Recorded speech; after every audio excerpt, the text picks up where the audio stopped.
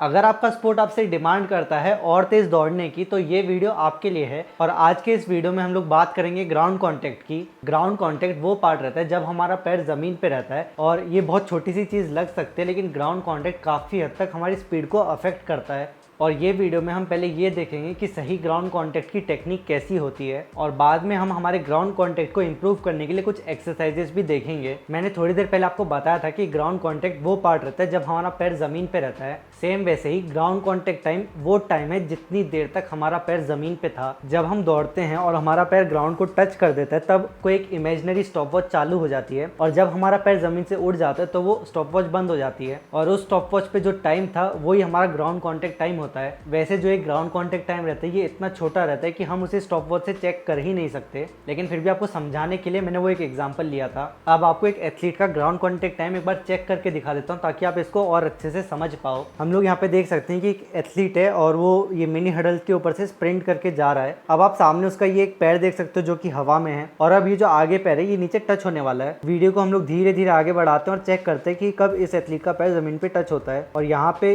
इसका पैर जमीन पे टच हो चुका है, मतलब इसके पिछले वाले फ्रेम में इसका पैर हवा में था और जस्ट यहाँ पे इसका पैर टच हुआ है। जो ये ऐप मैं यूज़ कर रहा हूँ ये सेकंड्स काउंट एक ऐप है, तो आप ये ऐप को डाउनलोड कर सकते हो और इससे हम बहुत सारी वीडियो से टाइम को चेक कर सकते हैं। काफ़ी सारे नए एंड्रॉयड मोबाइल्स में ये सपोर्ट नहीं करता है। अगर आपके पास आईफोन है तो आप उसमें देख सकते हो, या फिर कोई पुराना एंड्रॉयड फ़ोन है तो उसमें भी ये चल जाएगा। तो जैसे कि इस एथलीट का पैर यहाँ पे टच हो चुका है, अब हम यहाँ पे टाइम को स्टार्ट कर देते हैं। पहले यहाँ पे कोई और टाइम दिख रहा था लेकिन जैसे ही हमने स्टार्ट दबाया तो ये 0 हो जाएगा। अब ये वीडियो को जैसे जैसे हम आगे बढ़ाते जाएंगे तो यहाँ पे ये टाइम भी बढ़ते जाएगा और इससे हमें पता चल जाएगा कि कितना टाइम लगा है किसी मूवमेंट में। अब हम ये वीडियो को थोड़ा और आगे बढ़ाते हैं और ये चेक करते हैं कि कब इस एथलीट का पैर ज़मीन से उठता है। और यहाँ पे हम देख सकते हैं कि इस पॉइंट पे इस एथलीट का पैर ज़मीन से उठ गया है, मतलब इससे पिछले वाले फ्रेम पे पैर ज़मीन पे था और यहाँ पे उठ चुका है। और इस पॉइंट पे हम जो ये टाइम है इसको चेक करते हैं तो यहाँ पे हम देख सकते हैं कि 0.23 सेकेंड्स इस एथलीट को लगे, और जो ये टाइम रहता है इसे ही हम बोलते हैं ग्राउंड कॉन्टैक्ट टाइम, कि मतलब एथलीट का पैर ज़मीन पे कितनी देर के लिए था। आई होप आप अच्छे से समझ गए होंगे कि ग्राउंड कॉन्टैक्ट टाइम क्या होता है। अब हम ये देखते हैं कि जो ग्राउंड कॉन्टैक्ट टाइम है वो कैसे हमारी स्पीड को अफेक्ट करेगा। उसी एथलीट की वीडियो को हम लोग फिर से एक बार देखते हैं। हमने इस पॉइंट पे टाइम को स्टार्ट कर दिया था जब एथलीट का पैर ज़मीन पे टच हुआ था, और वीडियो को हमने थोड़ा आगे बढ़ाया था और देखा था कि कब इस एथलीट का पैर ज़मीन से उठ रहा है, और जो ये टाइम था ये इस एथलीट का ग्राउंड कॉन्टैक्ट टाइम था। अब जो टाइम है उसको हम नॉर्मल चलने देते हैं और वीडियो को थोड़ा और आगे बढ़ा के देखते हैं, और यहाँ पे एथलीट का अगला पैर ज़मीन पे टच हो चुका है और यहाँ पे हम देख सकते हैं कि टाइम हो चुका है 33 मिली सेकेंड्स। मतलब एथलीट का पैर पहले यहाँ पे टच हुआ था, उसके बाद एथलीट का पैर यहाँ पे टच हुआ, और इन दोनों टच के बीच में एथलीट को 23 पल्स लगे थे। और अगर एक एथलीट के पैर 2 बार टच हो चुके तो उसके बीच का जो पार्ट रहता है वो होता है एक स्टेप। अब यहाँ पे हम ये देख सकते हैं कि इस एथलीट को एक कदम लेने में 33 मिली सेकेंड लग रहे हैं। अब क्योंकि जो ये एथलीट है ये इस एक्सरसाइज को थोड़ा आराम से रिलैक्स वे में कर रहा था, इसलिए इतना ज़्यादा टाइम लग गया एक स्टेप को। लेकिन अगर ये एथलीट इसी को थोड़ा और फास्ट और एक्सप्लोसिव वे में करता तो ये आराम से एक कदम को 25 मिली सेकेंड में कर सकता था। इस एथलीट को ये एक कदम लेने में 33 पल्स लगे, लेकिन हम मान लेते हैं कि इसको 25 पल्स लगे हैं। अब क्योंकि ये एक कदम को 25 मिली सेकेंड में ले रहा है, हम ऐसा मान लेते हैं कि ये 100 मीटर में 50 कदम तो लेगा। अब अगर ये एथलीट 50 कदम दौड़ रहा है और एक कदम इसको दौड़ने में 25 मिली सेकेंड लग रहे हैं, तो पूरा 100 मीटर कंप्लीट करने में इसको 12.5 सेकेंड लगेंगे। बहुत ही ज़्यादा सिंपल मैथ है, आई होप आपको अच्छे से समझ में आ गया होगा इतना। अब देखो इस एथलीट को 25 मिली सेकेंड लगे एक कदम लेने में, उसमें हम ऐसा मान लेते हैं कि ये एथलीट 15 मिली सेकेंड के लिए ज़मीन पे था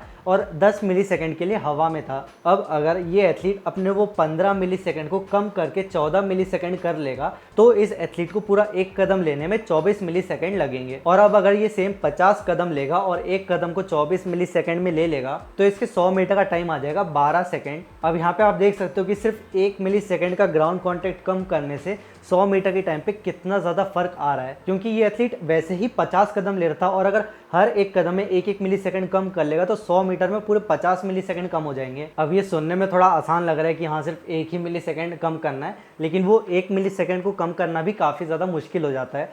और अब उस टाइम को कैसे कम करना है वो ही हम आगे चल के देखेंगे। फिर से उस वीडियो को देख लेते हैं। अब हम देख सकते हैं कि इस एथलीट का जो पैर ज़मीन पे टच होने वाला है वो पहले हवा में है। यहाँ पे आप उसके एंकल की पोजीशन को थोड़ा ध्यान से देखना। हम देख सकते हैं कि जो एंकल है वो डोर्सीफ्लेक्स पोजीशन पे है, मतलब इस एथलीट का शिन और फुट दोनों एक 90 डिग्री का एंगल बना रहे हैं। लेकिन जब हम वीडियो को थोड़ा और आगे बढ़ाएंगे और देखेंगे कि इस एथलीट का पैर कैसे टच हो रहा है तो हम देख सकते हैं कि इस एथलीट के पैर काफ़ी ज़्यादा नीचे की तरफ पॉइंटेड हैं। और हमने ग्राउंड कॉन्टैक्ट टाइम कैसे कैलकुलेट किया था, कि जैसे ही एथलीट का पैर ज़मीन पे टच हो जाएगा, भले हल्का सा टच होगा, लेकिन जैसे ही एथलीट का पैर टच हो जाएगा हम टाइम को स्टार्ट कर देंगे, और जब उस एथलीट का पैर ज़मीन से उठ जाएगा उस टाइम पे ही हम टाइम को बंद करके चेक करेंगे। अब क्योंकि इस एथलीट के जो पैर हैं वो एकदम नीचे की तरफ पॉइंटेड हैं, तो जो वो टाइम हमने स्टार्ट किया है वो टाइम काफ़ी पहले स्टार्ट हो चुका है। वहीं पे अगर ये एथलीट अपने एंकल को थोड़ा ऊपर उठा के रखता तो वो टाइम स्टार्ट होने में थोड़ा और टाइम लगता, मतलब 1-2 मिली सेकेंड बाद उसका पैर ज़मीन पे टच होता और फिर हम टाइम को स्टार्ट करते। ठीक है, तो ग्राउंड कॉन्टैक्ट टाइम को कम करने का सबसे पहला रूल यही है कि जब हमारा ग्राउंड कांटेक्ट हो रहा है उस टाइम पे हमारा एंकल एक डोर्सीफ्लेक्स्ड पोजीशन पे होना चाहिए। हमारा एंकल ऊपर की तरफ इस तरीके से उठा होना चाहिए, ना कि ऐसे। अब आप में से बहुत सारे लोगों के दिमाग में ये डाउट आ सकता है कि हमने तो ऐसा सुना है कि पंजे पे दौड़ने से ज़्यादा स्पीड आती है, लेकिन मैं आपको पैर ऐसे उठा के रखने के लिए बोल रहा हूँ। और अगर हम हमारे पैर को ऐसे ज़्यादा उठा के रखेंगे तो फिर हमारा पूरा पैर ही ज़मीन पे टच हो जाएगा। चलिए इसका भी सोल्यूशन बता देता हूँ। जब हम लोग स्प्रिंट करते हैं या फिर हमें पूरे एफर्ट पे दौड़ना है, तब हमारा ग्राउंड कांटेक्ट जितनी छोटी एरिया में होगा उतना अच्छा होगा। इसके लिए हमको प्रेशर को थोड़ा अच्छे से समझना पड़ेगा। प्रेशर का फॉर्मूला होता है फोर्स अपॉन एरिया। इसका मतलब है कि अगर हम ज़्यादा फोर्स लगाएंगे कम एरिया में तो उससे प्रेशर बढ़ता है। जैसे कि अगर आपको किसी को पेट पे ऐसे मारना है और आप ऐसे सीधे हाथ रख के उसको मारोगे तो उसको उतना ज़्यादा नहीं लगेगा, लेकिन वहीं पे अगर आप अपने हाथ को ऐसे बंद करके उसे मारोगे तो फिर उसमें उसे ज़्यादा लगेगा। भले ही आप दोनों केस में बराबर फोर्स लगा रहे हो, लेकिन जब हम हाथ को बांध के उसे मारेंगे तो उसमें ज़्यादा लगता है, क्योंकि जो एरिया है वो कम हो चुका है। जब हमारा हाथ खुला रहेगा तो ये काफ़ी ज़्यादा एरिया है और इसमें हम जितना भी फोर्स लगाएंगे तो वो काफ़ी सारी एरिया में बट जाएगा। लेकिन अगर हम हाथ को बांध के उसे मारेंगे तो फिर एरिया काफ़ी ज़्यादा कम हो जाता है, जिसकी वजह से जो प्रेशर है वो बढ़ जाता है। एक लास्ट एग्जांपल और दे देता हूँ। जैसे कि जो ये स्केल है, ये स्केल से अगर मैं एप्पल को काटना चाहूँगा तो मैं नहीं काट पाऊँगा, लेकिन वहीं पे जो चाकू है, चाकू से काटना आसान है। सेम इसका वही रीज़न है, हम फोर्स तो बराबर लगा रहे हैं, लेकिन जो स्केल है इसका जो ये एरिया है ये थोड़ा ज़्यादा है, और वहीं पे जो चाकू है वो काफ़ी पतला रहेगा, उसका एरिया काफ़ी कम रहेगा, तो इसलिए चाकू से क्या होता है, ज़्यादा प्रेशर लगता है। सेम ऐसा ही दौड़ते टाइम भी होगा। अगर हम लोग हमारा पूरा पैर रख देंगे तो हम जितना भी फोर्स लगा रहे हैं वो बट जाएगा और हमें वो बटा हुआ ही फोर्स वापस मिलेगा। लेकिन वहीं पे अगर हम हमारे सिर्फ 4 फुट को ही रखेंगे तो जितना भी फोर्स हम लगा रहे हैं वो एक बहुत ही छोटी एरिया में जाएगा और उससे हमें जो फोर्स वापस रिटर्न मिलेगा वो भी काफ़ी ज़्यादा रहेगा। अब ग्राउंड कांटेक्ट टाइम को कम करने का दूसरा रूल ये है कि हमें कोशिश करना है कि हमारा ग्राउंड कांटेक्ट कम से कम एरिया में हो। और अब रूल 1 और रूल 2, इनमें से हमें कोई एक चीज़ को सेटिस्फाई नहीं करना है, हमें ये दोनों चीज़ एक साथ चाहिए। मतलब हमें हमारे पैर को उठा के भी रखना है और टच भी इस तरीके से करना है कि हमारी एडी टच ना हो, कुछ इस तरीके से। हमारा ग्राउंड कांटेक्ट ऐसा नहीं होना चाहिए और ना ही ऐसा होना चाहिए। हमारा ग्राउंड कांटेक्ट कुछ इस तरीके का होना चाहिए, मतलब हमारा सिर्फ 4 फुट ज़मीन पे टच हुआ है और हमारे शिन और फुट के बीच में एंगल ज़्यादा नहीं है, तो इस तरह का जो ग्राउंड कांटेक्ट है वो एकदम ऑप्टिमम रहता है। अब इसके साथ साथ हमें ग्राउंड कांटेक्ट में एक और चीज़ चाहिए और वो होती है स्टिफनेस। मैं आपको 2 एग्जांपल देके स्टिफनेस को समझाता हूँ। एक एग्जांपल ये है कि जिसमें एथलीट का पैर कुछ इस तरीके से टच हुआ ज़मीन पे और टच होने के बाद इस एथलीट की एड़ी धीरे धीरे नीचे आती गई और फिर इस एथलीट ने पुश किया और इसका एंकल सीधा हुआ। ये वाला जो ग्राउंड कांटेक्ट है इसमें बिल्कुल भी स्टिफनेस नहीं है, लेकिन वहीं पे अच्छी स्टिफनेस वाला ग्राउंड कांटेक्ट कुछ ऐसा होगा जिसमें एथलीट का पैर जमीन पे कुछ इस तरीके से टच हुआ और एथलीट ऊपर से फोर्स लगाते गया, लेकिन उस फोर्स लगाने की वजह से एंकल में बिल्कुल भी चेंज नहीं आया और फिर जब एथलीट ने पुश किया तो एंकल इसी पोजीशन से उठ गया। ये वाला जो ग्राउंड कांटेक्ट है इसमें स्टिफनेस काफ़ी अच्छी है और रूल 1 और रूल 2 के साथ में हमें कोशिश करना है कि हमारे ग्राउंड कांटेक्ट में अच्छी खासी स्टिफनेस हो। अब स्टिफनेस को अच्छे से समझने के लिए हम लोग इस स्लिंकी को देख सकते हैं।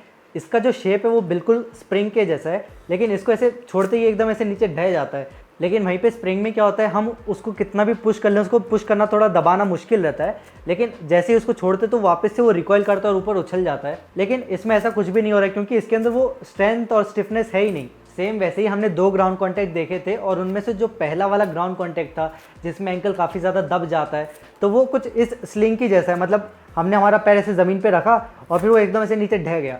लेकिन वहीं पे जो दूसरा ग्राउंड कांटेक्ट था वो एक स्प्रिंग के जैसा ग्राउंड कांटेक्ट है और हमें वैसा वाला ग्राउंड कांटेक्ट चाहिए। और अगर हमें वो चीज़ चाहिए तो उसके लिए हमें हमारे एक्लीस टेंडन की स्टिफनेस को बढ़ाना पड़ेगा। एक्लीस टेंडन काम कैसे करता है एक बार उसको थोड़ा समझते हैं। हमारा पैर ज़मीन पे कुछ इस तरीके से रखा हुआ है। हम लोग इस ग्राउंड कांटेक्ट को ही थोड़ा और अच्छे समझते हैं। ये हमारी शिन की बोन है। शिन बोन के पीछे हमारे काफ की मसल है और नीचे हमारा एंकल है। जो काफ की मसल है वो हमारे हील से जुड़ी रहती है टेंडन की मदद से, और ये टेंडन होता है एक्लिस टेंडन। जब एथलीट का पैर हवा में है तब जो काफ है और टेंडन है ये दोनों एकदम रिलैक्स पोजीशन पे है। अब एथलीट ने अपने पैर को जमीन पे रख दिया है और इस पोजीशन पे अगर एथलीट की काफ कॉन्ट्रैक्ट और जो ये टेंडन है ये स्ट्रेच नहीं होगा तो इसका मतलब ये है कि एथलीट के पैरों में स्टिफनेस नहीं है और इसकी वजह से एथलीट की एड़ी दब जाएगी। जो एलीट लेवल एथलीट्स या स्प्रिंटर रहते हैं उनके साथ क्या होता है, जब वो अपने पैर को जमीन पे रखते हैं तब वो कुछ इस पोजीशन पे रखते हैं, और क्योंकि वो अपने पैरों से नीचे की तरफ पुश कर रहे हैं ताकि वो आगे जाए, तो बहुत ज्यादा लोड आता है उनके एंकल के ऊपर, जिसकी वजह से बहुत ज्यादा चांसेस रहते हैं कि हमारा एंकल नीचे दब जाए। तो जैसे कि आपने काफ रेज वाली एक्सरसाइज करी होगी तो उससे आपको पता है कि अगर हम काफ से पुश करते हैं तो उससे हमारा एंकल नीचे की तरफ कुछ ऐसे मुड़ जाता है। तो अब एथलीट ने ऐसे पैर रखा है और एथलीट चाहता है कि उसकी एड़ी नीचे ना दबे, तो अब ऐसे केस में एथलीट को क्या करना चाहिए, एथलीट को अपनी काफ को टाइट करके नीचे पुश करना चाहिए। अब ऊपर से भी फोर्स आ रहा है और एथलीट काफ को भी टाइट कर रहा है, तो ऐसे में क्या होगा, जो हमारा एक्लिस टेंडन है वो स्ट्रेच होने लगता है, वो खिंचने लगता है, और जो टेंडन है वो काफ़ी ज़्यादा फास्ट रहता है मसल के कंपैरिजन में, और जो टेंडन रहता है वो मसल से काफ़ी ज़्यादा फोर्स लगा सकता है। और अब जैसे कि वो जो टेंडन है वो स्ट्रेच होते जा रहा है, फिर एंड में एक मूवमेंट आएगा कि जो वो टेंडन है वो काफ़ी ज़्यादा स्पीड में वो फोर्स लगाएगा, जिसकी वजह से हमारा जो एंकल है वो बहुत ज़्यादा स्पीड में नीचे पुश कर पाता है। और जो ये काफ और टेंडन का मैकेनिज्म है इसी को हमें थोड़ा और स्ट्रॉन्ग करना है धीरे धीरे। मैंने इसको जितना हो सके उतना सिंपल वे में समझाने की कोशिश की है। आई होप आपको अच्छे से समझ में आ गया होगा। अब हम हमारे ग्राउंड कॉन्टैक्ट के लिए कुछ एक्सरसाइजेज देख लेते हैं। ग्राउंड कॉन्टैक्ट कम करने का सबसे पहला रूल हमने देखा था कि हमें डोर्सीफ्लेक्स पोजीशन पे हमारे पैर को नीचे रखना है, मतलब हमारे एंकल को ऊपर उठा के रखना है, और इसके लिए हमारे एंकल में इतनी स्ट्रेंथ होनी चाहिए कि वो इस पोजीशन को जितना हो सके उतना फास्ट ला पाए। इसके लिए हमें थोड़ी एंकल मोबिलिटी और डोर्सीफ्लेक्शन वाली एक्सरसाइजेस करनी होंगी। अब आपके एंकल की मोबिलिटी अच्छी है या नहीं है उसके लिए आप एक टेस्ट कर सकते हो। आपको अपने हाथ से आधा फीट मेजर करके दीवार से दूर अपने पैर को रखना है और बिना एड़ी उठाए आपको कोशिश करना है कि आप अपने नी को उस दीवार को टच कर पाओ। अगर आप ऐसा कर पा रहे हो तो इसका मतलब है कि आपके एंकल की मोबिलिटी अच्छी है, और अगर आप नहीं कर पा रहे हो तो फिर ये एक थोड़ी प्रॉब्लम की बात है, आपको अपने एंकल की मोबिलिटी बढ़ानी चाहिए। अब अपने डोर्सीफ्लेक्शन को स्ट्रॉन्ग करने के लिए आप अपने एंकल में एक प्लेट को फंसा के उसे लिफ्ट कर सकते हो कुछ इस तरीके से। इसमें आप जितने ज़्यादा रेंज ऑफ मोशन में करोगे उतना अच्छा है, मतलब आपको अपने पैर को पूरा नीचे लेके जाना है और जितना हो सके उतना ऊपर लिफ्ट करना है। डोर्सीफ्लेक्शन के लिए आप एक और एक्सरसाइज कर सकते हो कि आपको दीवार पे इस तरीके से टिक जाना है, अपने दोनों पैरों को फ्लैट ज़मीन पे रखना है और अपने टोज को ऊपर उठाना है कुछ इस तरीके से। इस मूवमेंट को भी आप जितना ज़्यादा स्लो और कंट्रोल्ड करोगे उतना अच्छा रहेगा। हमें कोशिश करना है कि हम अपने टोज को जितना हो सके उतना ऊपर उठा पाएं। ये 2-3 चीज़ें आप कर सकते हो अपने डोर्सीफ्लेक्शन को इम्प्रूव करने के लिए। अब स्टिफनेस को इम्प्रूव करने के लिए सबसे अच्छी एक्सरसाइज है स्किपिंग। अगर आप एक बिगिनर हो, अगर आपको अभी 1-2 साल ही हुए स्पोर्ट स्टार्ट किए हुए, तो फिर आप इस एक्सरसाइज को जितना ज़्यादा करोगे उतना अच्छा है। और अगर हम इसे नंगे पैर किसी हार्ड सरफेस पे करेंगे तो और अच्छा रहेगा। वार्म अप में अगर आप जॉगिंग करते हो तो उससे ज़्यादा अच्छा ऑप्शन मुझे तो ये लगता है। अगर आप हफ्ते में 2-3 बार वार्म अप के टाइम पे जॉग नहीं करोगे और सिर्फ स्किपिंग करोगे तो वो भी एक अच्छा ऑप्शन रहेगा। इसके बाद आप मिनी हडल पे पोगो जंप्स भी कर सकते हो। इसके अलग अलग वेरिएशन हम कर सकते हैं, एक सामने जाने वाला हो गया और एक साइड वाले जंप्स भी आप कर सकते हो। जब हम ये पोगो जंप्स करेंगे तब हमें कोशिश करना है कि हम हमारे लेग्स की जो बड़ी मसल्स हैं जैसे कि थाइज, ग्लूट्स, हैमस्ट्रिंग, इनको ज़्यादा यूज़ ना करें, बल्कि हमारे एंकल, काफ और वो टेंडन की मदद से जंप कर पाएँ। ये एक्सरसाइज करते हुए आपके घुटने जितने कम मुड़ेंगे उतना अच्छा है। अगर आपके घुटने ज़्यादा मुड़ रहे हैं तो इसका मतलब आप अपने लेग्स की बड़ी मसल्स को यूज़ कर रहे हो, और अगर हम वो चीज़ करेंगे तो हमारे एंकल की स्टिफनेस को हम ट्रेन नहीं कर पाएंगे। तो इसलिए अगर आप ये एक्सरसाइज को अपने एंकल की स्टिफनेस को, अपने ग्राउंड कॉन्टैक्ट को इंप्रूव करने के लिए कर रहे हो, तो आपको कोशिश करना है कि आप अपने घुटनों को ज़्यादा मुड़ने ना दो जंप करते टाइम। और जब आप इस चीज़ को थोड़ा अच्छे से करने लगो तब जो बड़े हर्डल्स पे हम जंप करते हैं उसमें भी आप अपने एंकल की स्टिफनेस पे थोड़ा ध्यान देना। अब एंकल की स्टिफनेस को इंप्रूव करने के लिए जितनी भी जंप वाली एक्सरसाइज आप करोगे उनमें आप बस कोशिश करना कि बिना एडी को टच किए जितना हो सके उतना जल्दी पुश करके आप जंप कर पाओ। ग्राउंड कॉन्टैक्ट को और इम्प्रूव करने के लिए हम लोग कुछ ड्रिल्स भी कर सकते हैं। इनमें सबसे ज़्यादा अच्छी रहेगी हाई नी और सिंगल लेग ए एस्केप। हाई नी करते हुए भी आपको कोशिश करने की आप जितना हो सके उतना फास्ट शफल कर पाओ, मतलब पैर को जल्दी से टच करके आपको उठाना है। और सेम सिंगल लेग ए एस्केप में आपको अपने पैर को टच करते ही तुरंत ऊपर उठाना है। जो नॉर्मल ए एस्केप है उसमें हम ग्राउंड कॉन्टैक्ट को उतना इंप्रूव नहीं कर पाएंगे, लेकिन जो सिंगल लेग एस्केप है वो काफ़ी ज़्यादा हेल्प करेगा आपको। और जो ये ग्राउंड कॉन्टैक्ट टाइम है ना, ये सबसे ज़्यादा कम होगा आपके माइंड मसल कनेक्शन को इंप्रूव करने से, और वो धीरे धीरे अच्छा होने लगेगा जब आप ये स्टिफनेस वाली एक्सरसाइज करते रहोगे। जैसे कि जो पोगो जंप्स थी, स्किपिंग थी या सिंगल लेग एस्केप हो गया, तो ये सब एक्सरसाइज करने से आपका माइंड मसल कनेक्शन थोड़ा थोड़ा इंप्रूव होने लगेगा। लेकिन एंड में जो स्पीड स्पीड है ना वो आपके दिमाग के ऊपर ही डिपेंड करेगी कि आप कितना फोकस करके, कितना स्पीड में, किस इंटेंट के साथ वो एक्सरसाइज को करना चाह रहे हो। अगर आप सिर्फ एक्सरसाइज को करने के लिए करोगे ना तो कोई इंप्रूवमेंट नहीं मिलेगा, लेकिन अगर आप सोचोगे कि आपको ये एक्सरसाइज को कैसे करना है, क्यों करना है, क्या बेनिफिट मिलेगा, तो ही आप उस चीज़ को इंप्रूव कर पाओगे। जैसे कि मैंने आपको बोला था कि आपको स्किपिंग करना है, अगर आप सिर्फ स्किपिंग करते रहोगे और आपके दिमाग में 100 तरह की चीज़ चलेंगी तो उससे उतना इंप्रूवमेंट आपको आएगा ही नहीं। लेकिन वहीं पे स्किपिंग करते टाइम आप अपना पूरा ध्यान, पूरा फोकस अपने एंकल के ऊपर दे रहे हो। आप अपने एंकल को फील कर रहे हो अच्छे से कि कैसे पैर ज़मीन पे टच हो रहा है। जब आपका पैर टच हो रहा है तब आपको कैसा फील हो रहा है। जब आप जंप कर रहे हो तो आपके एंकल में मूवमेंट कैसा हो रहा है। जब आप इन छोटी छोटी चीज़ों पर ज़्यादा ध्यान दोगे ना तो उससे बहुत जल्दी आपको इंप्रूवमेंट मिलेगा। अब हमने ये समझ लिया कि हम हमारे ग्राउंड कॉन्टैक्ट टाइम को कैसे कम कर सकते हैं, लेकिन अगर आप अपने ग्राउंड कॉन्टैक्ट टाइम को कम कर लोगे तो एक और नई प्रॉब्लम आ जाएगी, और वो ये है कि जैसे जैसे आपका ग्राउंड कॉन्टैक्ट टाइम कम होते जाएगा आपके पास बहुत ही कम टाइम बचेगा फोर्स लगाने के लिए। जैसे कि अगर आपका ग्राउंड कॉन्टैक्ट टाइम पहले 15 मिलीसेकंड का था तो आपको 15 मिलीसेकंड मिल रहे थे फोर्स लगाने के लिए, लेकिन अगर आप उसको कम कर लोगे, 14 मिलीसेकंड कर लोगे, तो आपके पास पहले के कंपेरिजन में कम टाइम रहेगा फोर्स लगाने के लिए। और अगर हमें कम टाइम में उतना ही या उससे ज़्यादा फोर्स लगाना है तो उसके लिए हमें हमारे रेट ऑफ फोर्स डेवलपमेंट को बढ़ाना पड़ेगा। अब अपने रेट ऑफ फोर्स डेवलपमेंट को कैसे बढ़ाते हैं वो जानने के लिए आप ये साइड वाला वीडियो देख सकते हो। ये वीडियो शायद थोड़ी लंबी हो गई है, लेकिन आई होप इससे आपको कुछ सीखने को मिला होगा। अगर वीडियो पसंद आई तो इसे लाइक कर देना, चैनल पर नहीं तो सब्सक्राइब कर देना ताकि आप ऐसी वीडियोस को मिस ना करो। अब हम अगले वीडियो में मिलेंगे, तब तक के लिए बाय बाय और आपकी ट्रेनिंग के लिए ऑल द बेस्ट।